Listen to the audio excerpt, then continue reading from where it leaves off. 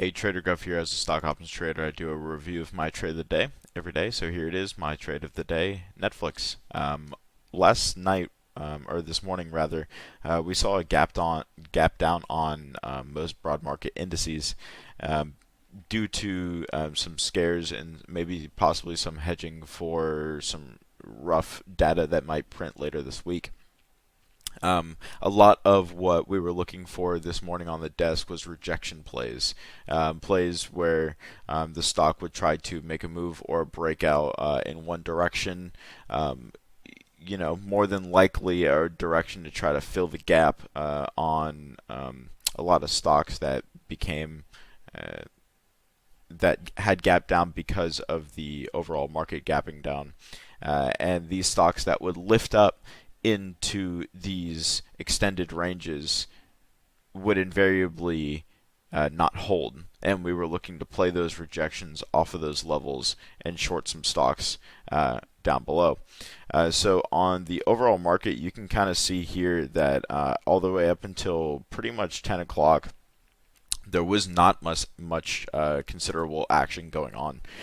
We came up, we tested PM ranges, and we chopped around PM ranges on pretty much the SPY, Qs, and IWM, and did not have much considerable direction.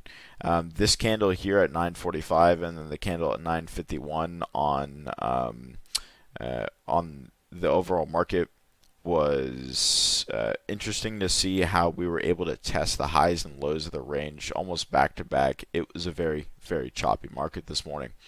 However, Netflix being our trade of the day, Netflix has been seeing tons of selling pressure off of just lost forward guidance on how the company is going to maintain revenue and maintain the same profit margins that it has had in the past, due to one of the only ways that it gets money is straight up from subscribers, raising prices, doing what they can to maintain those profit margins and those growth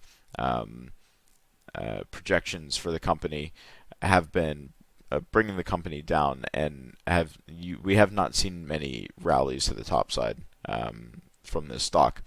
If we go down to the time frame in which I trade, you can see how on Friday we formed this range around 180.20 to 184, and I was looking for a fill of the gap that became of the broad market, and so a good amount of volume done around that inflated range, and then a possible break of that range in a direction, maybe to the top side if the market decided it wanted to bounce today, or as we can see here, the breakdown of the overall market.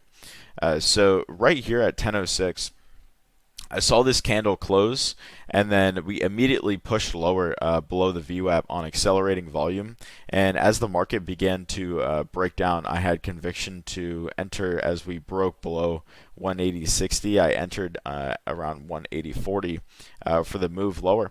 And as we broke lower, this low volume pull in right here, was telling myself, look for a spot to reload, look for a spot to reload, look for a spot to reload, and we ended up reloading on another contract here at 10:12 on this green candle.